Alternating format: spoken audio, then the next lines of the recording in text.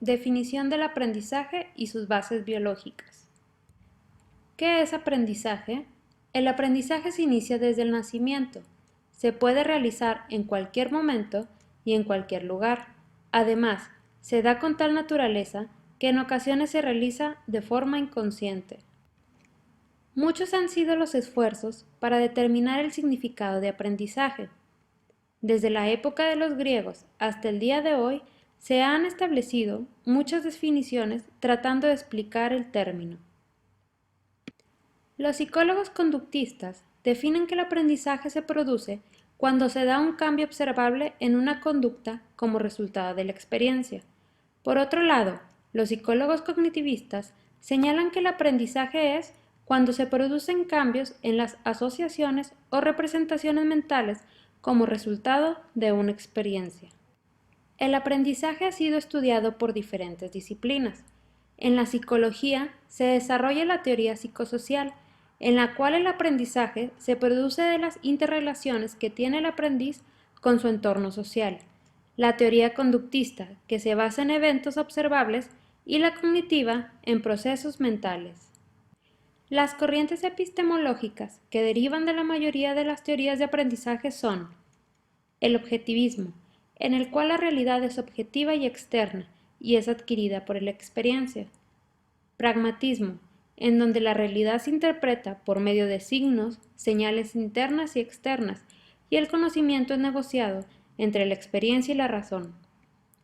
El interpretivismo, el cual indica que la realidad es interna y relativa y depende del marco de referencia en donde el conocimiento se construye.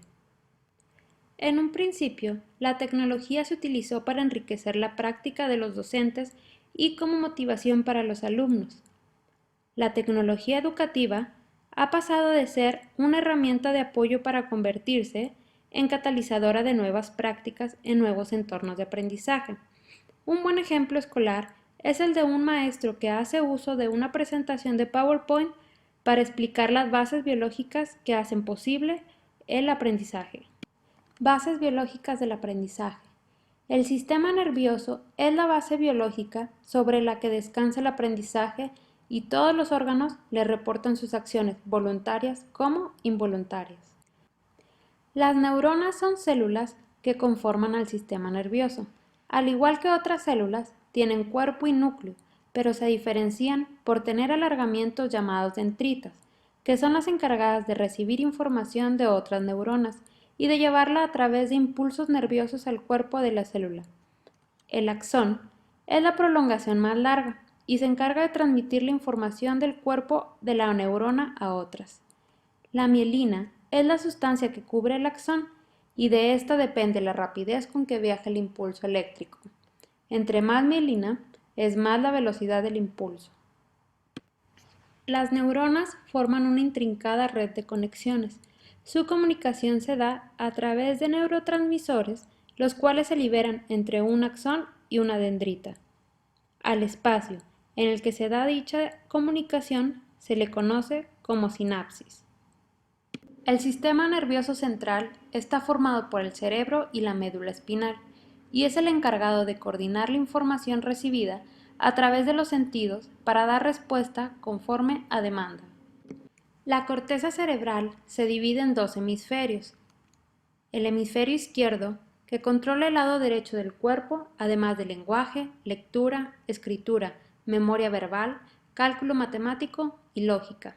El hemisferio derecho controla el lado izquierdo del cuerpo, como también el procesamiento visual y espacial, los sentimientos, las funciones no verbales y la memoria visual. Los hemisferios a su vez se dividen en cuatro: lóbulo frontal, lóbulo parietal, lóbulo temporal y lóbulo occipital. Al sistema nervioso periférico se le considera el sistema de mensajería, ya que sus componentes nerviosos se encuentran distribuidos por todo el cuerpo para llevar a cabo su función. El sistema nervioso periférico se divide en somático, que está compuesto por los nervios craneales y espinales, y son los encargados de percibir información de textura, dolor, posición y estado de musculatura. El sistema autónomo se encarga de regular el funcionamiento de la musculatura lisa, cardíaca, vísceras y glándulas. El aprendizaje se puede dar en cualquier momento y en cualquier lugar, no solo en la escuela.